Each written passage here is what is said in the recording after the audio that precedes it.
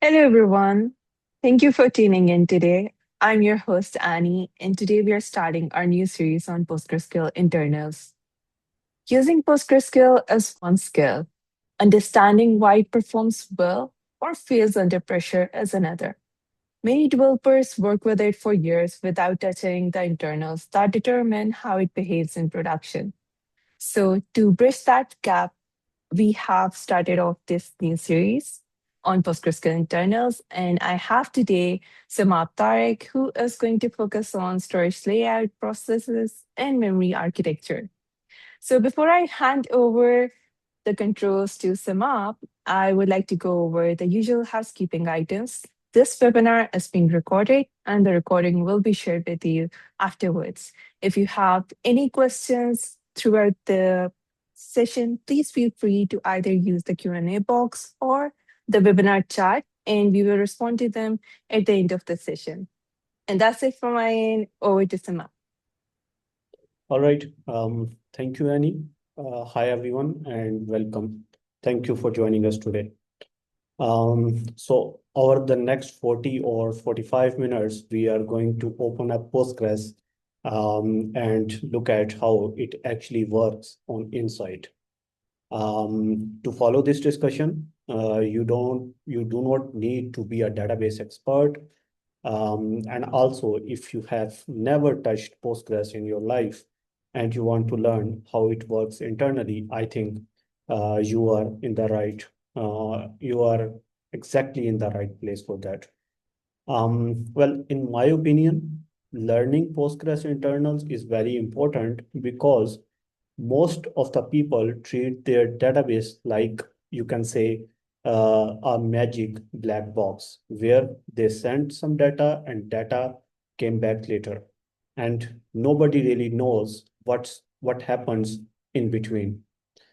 um, that is just fine until the day something breaks in the production, and then that black box becomes very scary because you, of course, have no idea where to even start looking at the things. So today we are going to take the lid off that box, and by the end of this session, you will understand where your data physically lives on the disk, how Postgres writes down your data, and how Postgres makes sure that your data is safe inside database. Now, a little bit about me. My name is Semab Tariq. I am Senior Postgres Consultant and leading Customer Success Department at Stormatics.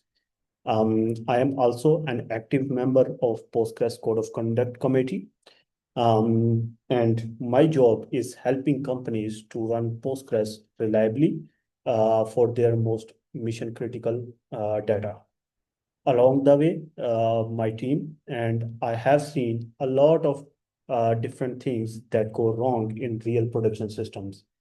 And I will share a few of those real world real use cases from the, or you can say real stories with you today from customer environments. So yeah, let's get us started. Next slide, please. Okay, so I think when so this is the second slide, Annie. Uh, the second one, the previous one, please. Yeah, that's fine. Okay. Yeah. So let me start with a simple question.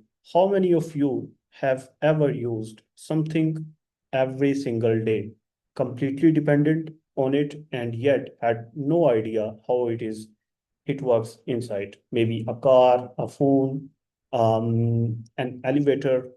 For a lot of engineers, the database is exactly that, like that. We hand it most valuable things in the company that the company owns, which is its data, and then we just trust that it keeps that data safe and give it back when we need or when we ask.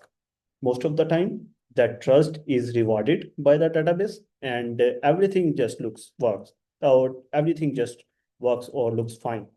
The trouble starts on the bad day. Something slows to crawl, or disk start to filling up, or your server crashes and suddenly someone is asking you why. Now, if database is just like a black magic box in your mind, you have nowhere to begin, and you are just guessing, and you are just guessing about what is the real problem over here. But I have a good news that that really the whole point of today's talk is the inside of the Postgres is not just a magic, it's just a set of simple, sensible layers. And once you can name those layers, the scary black magic box turns into something much friendlier. Next slide, please.